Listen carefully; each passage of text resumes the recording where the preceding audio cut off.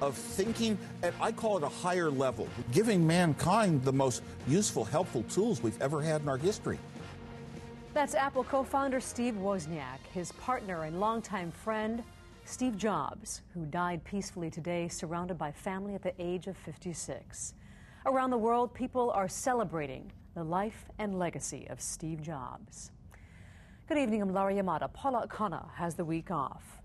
Well, Steve Jobs developed an early interest in computers after going to lectures after school at Hewlett-Packard. By then, the seed was planted. He dropped out of college and began building the dream that would become a revolution. We shall prevail.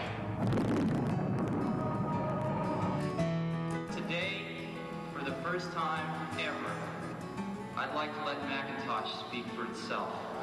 Hello, I'm Macintosh. It sure is great to get out of that bag. That was 1984, the debut of Apple. At just 20 years old, Steve Jobs started Apple Computer in his garage with friend Steve Wozniak. In 10 years, they grew Apple into a $2 billion company with over 1,000 employees. You have to trust in something, your gut, destiny, life, karma, whatever. Because believing that the dots will connect down the road will give you the confidence to follow your heart, even when it leads you off the well-worn path. And that will make all the difference. And that was Jobs in 2005, giving a commencement address at Stanford University, well on his way to technology stardom. The Mac, a revolution. It made computers easier to use. It had a funny little thing called a mouse and allowed users to change fonts.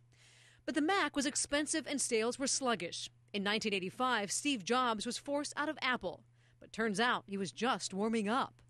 In 1986, he bought Pixar Animation Studios, which later produced hits like Toy Story. But in a twist of fate, Steve Jobs returned to Apple for his monumental second act. It's called the iPod Touch, calling it iPhone. The iPod, the iPhone, the iPad. His technology changing, reshaping our lives. In recent years, Jobs was noticeably thin and frail, a sign of Jobs' past struggle with pancreatic cancer. In 2009, he revealed he had a liver transplant. 6 months later, he returned to the stage, ready for more. It is our new MacBook Air, and we think it's the future of notebooks. Eventually, though, his health forced him to step down as CEO. In a letter to the Apple Board of Directors, Jobs wrote, "I have always said if there was ever a time when I could no longer meet my duties and expectations as Apple's CEO, I would be the first to let you know. Unfortunately, that day has come." His passion and innovation echoed across the world tonight and here on the islands.